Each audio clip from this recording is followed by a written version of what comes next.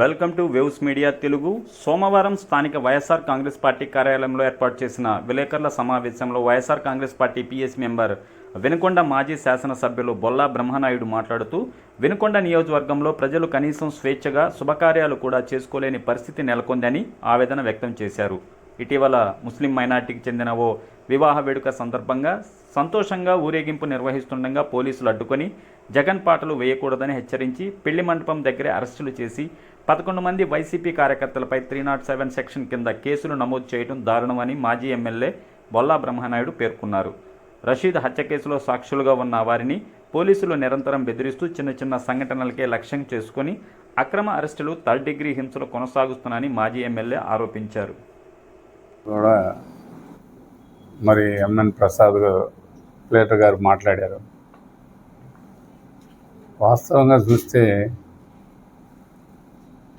ఇలాంటి దౌర్జన్యాలు, దుర్మార్గ పాలన, రెడ్ బుక్ రాజ్యాంగం పూర్తిగా అమలు పరుస్తున్నటువంటి పరిస్థితి స్పష్టంగా కనపడతా ఉంది. అది ఎవరూ కాదనలేనిది. అయినా కూడా పోలీసు వ్యవస్థ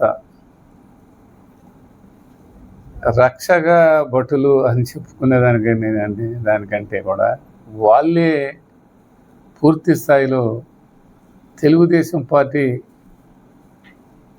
కార్యకర్తల్లాగా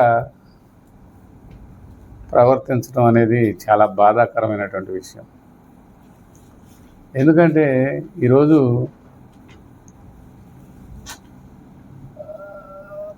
వినుకొండ పట్టణంలో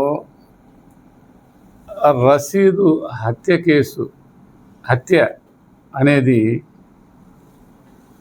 అది జరిగిన దగ్గర నుంచి రోజువారీగా ఇలా ఎవరైతే దాంట్లో విట్నెస్లుగా ఉన్నారో, ఎవరైతే ముస్లిం సోదరులు యాక్టివ్గా మరి ఉన్నారో, వైసీపీకి అనుకూలంగా ఉన్నారని వాళ్ళు ఆ రషీదు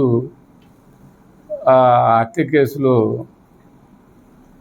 పూర్తి స్థాయిలో విట్నెస్గా వాళ్ళు మానుకోవాలని చెప్పి ఇలాంటి దుర్మార్గాలన్నీ చేస్తున్నారు. అసలు విషయం ఏంటంటే అంత దారుణంగా నరికి చంపినటువంటి పరిస్థితి. అది ఆ రోజు కూడా పోలీసులు దగ్గరలో ఉన్నటువంటి పరిస్థితి.